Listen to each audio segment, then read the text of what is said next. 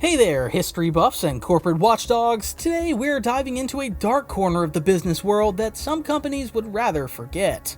Buckle up as we count down the top 10 still-kicking corporations that once cozied up to the Nazi regime. Number 10. Hugo Boss. Kicking off our list is the fashion titan Hugo Boss. Before addressing celebrities on red carpets, they were outfitting Hitler's henchmen. Founded in 1924, Hugo Boss joined the Nazi Party in 1931, 2 years before Hitler came to power. Talk about being ahead of the sinister curve. The company didn't just design those infamous black SS uniforms, they also produced uniforms for the Wehrmacht, Hitler Youth, and even the Postal Service. By 1938, the Hugo Boss Company was focusing exclusively on producing Nazi uniforms, utilizing forced laborers from occupied Poland and France. After the war, Hugo Boss faced consequences. The company's founder was stripped of his voting rights and fined for his support of Nazism. Today, Hugo Boss acknowledges its dark past and has made contributions to funds that compensate former forced laborers. Number 9. Volkswagen. From the people's car to the Führer's favorite, Volkswagen origins are as murky as a foggy Autobahn. The company was founded in 1937 as part of Hitler's vision to enable every German family to own a car. The iconic Beetle? That was originally called the KDF Wagen, standing for Kraft durch Freude, or Strength Through Joy, a Nazi organization.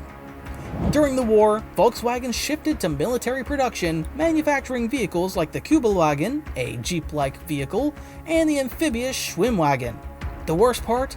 VW used about 15,000 slave laborers from concentration camps to produce these vehicles.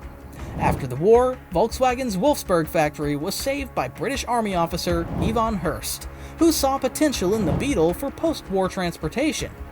In 1998, the company established a humanitarian fund for the compensation of wartime forced laborers.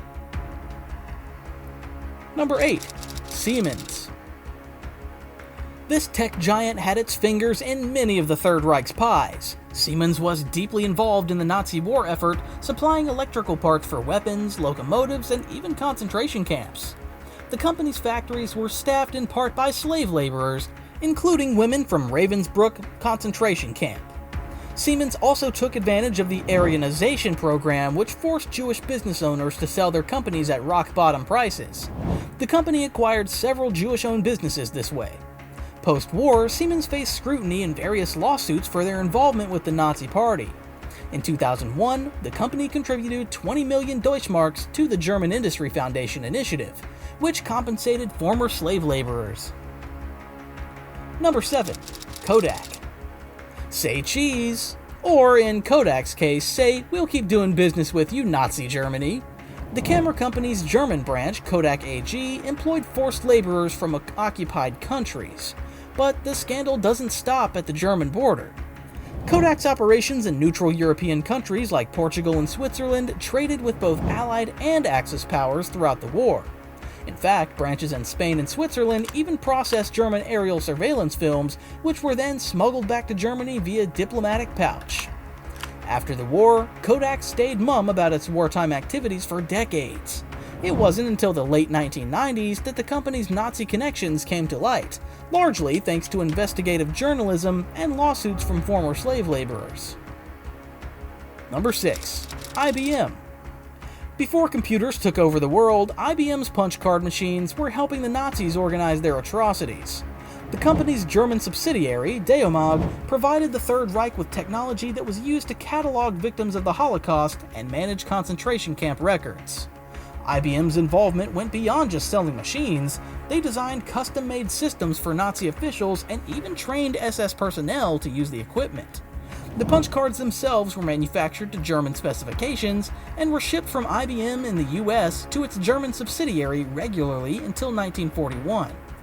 Even after the US entered the war, IBM's European subsidiaries continued to service and maintain machines in Nazi-occupied territories. The company has faced criticism and lawsuits over the years, but maintains that its German operations were out of its control during the war. Number 5. Coca-Cola. When the war made it impossible to ship Coca-Cola syrup to Nazi Germany, they created a new drink just for the Third Reich, Fanta. That's right, the fruity soda was born from a Nazi-era thirst for soft drinks.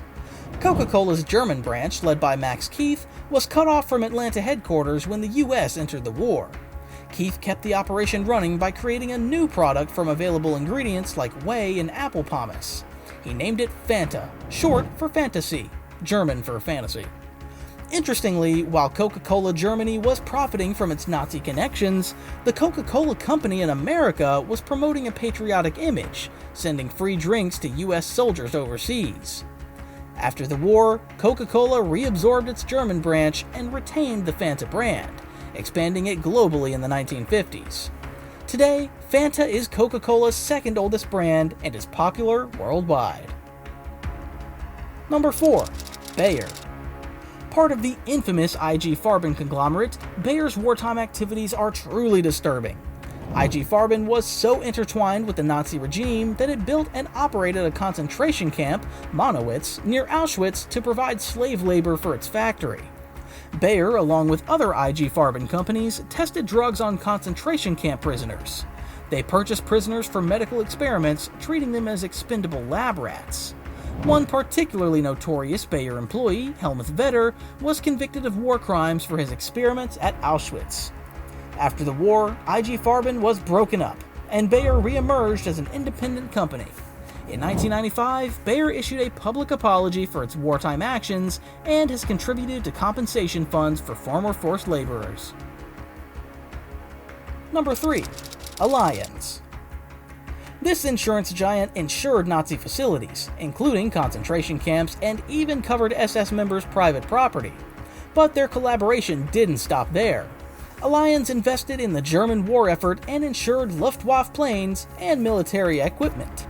Perhaps most egregiously, Allianz refused to pay out life insurance policies to Jewish customers. Instead, they turned over the cash values of these policies directly to the Nazi state.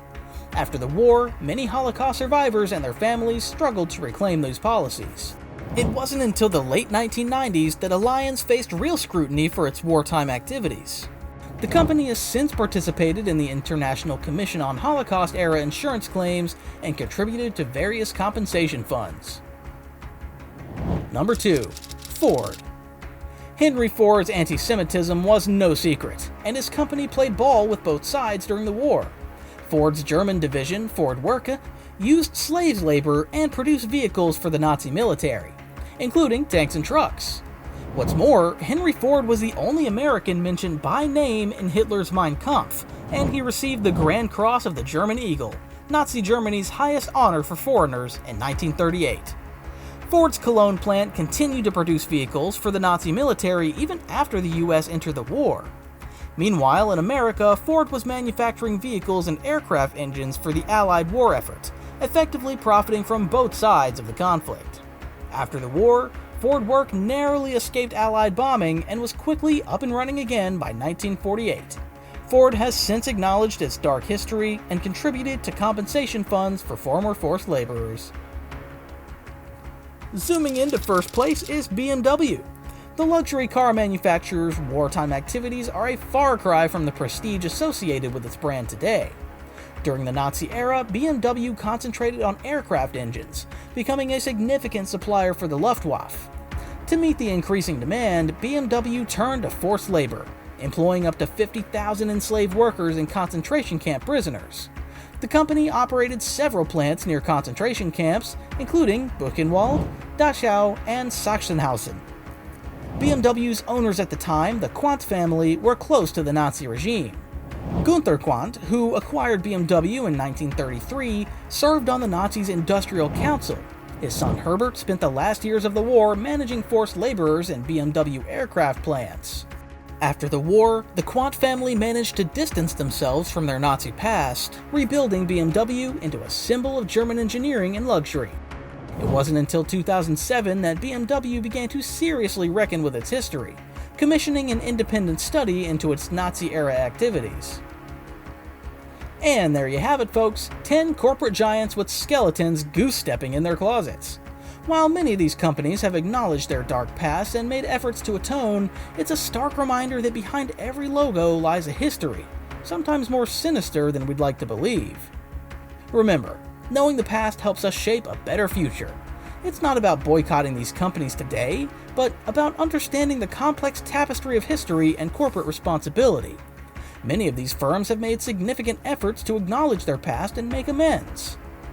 If you found this video eye-opening, don't forget to like, subscribe, and share for more deep dives into the shadowy corners of history. Do you think these companies have done enough to address their past?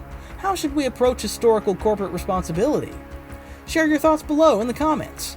Until next time, keep questioning, stay curious, and remember, history isn't just in textbooks, it's all around us, sometimes hiding in plain sight on the products we use every day.